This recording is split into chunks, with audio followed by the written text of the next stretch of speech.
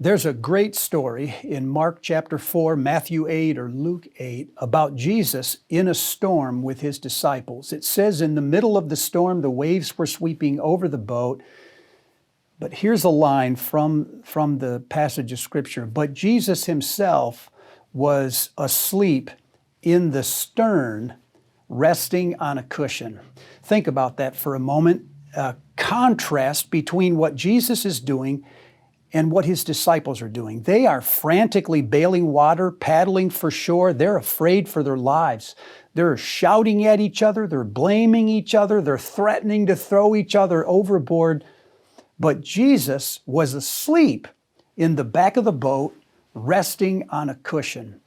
I think that contrast is there on purpose. I think God is trying to show us the power of a differentiated leader in the middle of a storm. He's trying to show us what it looks like to be in something without being controlled by it. How to have resources that are deeper than anyone else around you. And because you have those resources, that faith, that rock solid conviction that God is active in this world, you can remain calm in the middle of a storm.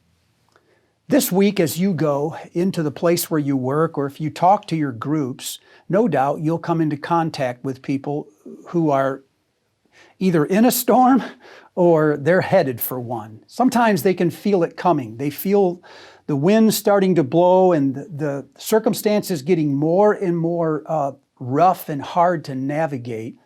That is the place where Christians can distinguish themselves. What God is calling on you to do is to come alongside these people you work with and help lead them. One way to do that is with the question Jesus asked, "Why are you afraid?"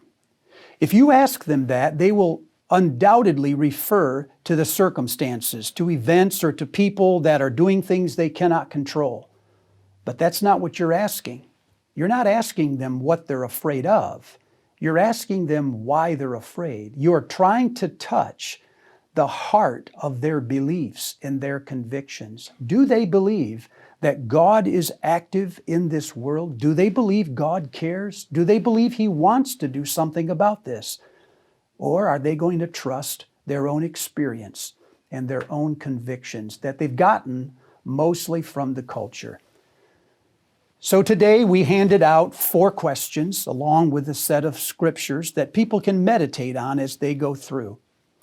One of those questions that you can ask people in your work is, what is the nature of your storm? Let them talk about it. It's always something uncontrollable, unfair, unforeseen, and unwelcome. There's nothing they can do. Let them talk about that. Then ask them, what is God doing in that storm? What posture or what disposition does God have? Undoubtedly, they will say something like, well, I don't see Him active at all. This is what He needs to do.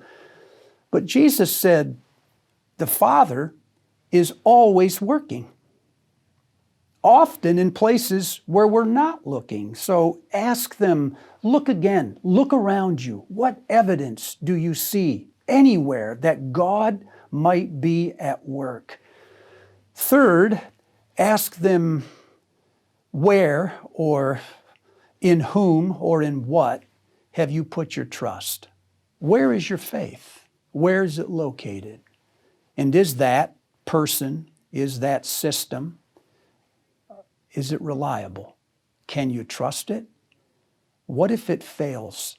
Is it greater than the storm? And what you'll try to show them is that the only person worth trusting in the middle of a storm when everything is moving is God Himself. He is the only force larger than chaos. Finally, ask them, so what has God promised you? And what would it look like for you to believe that? What risk should you take? What confession should you make with your mouth to show that you believe what God has promised you?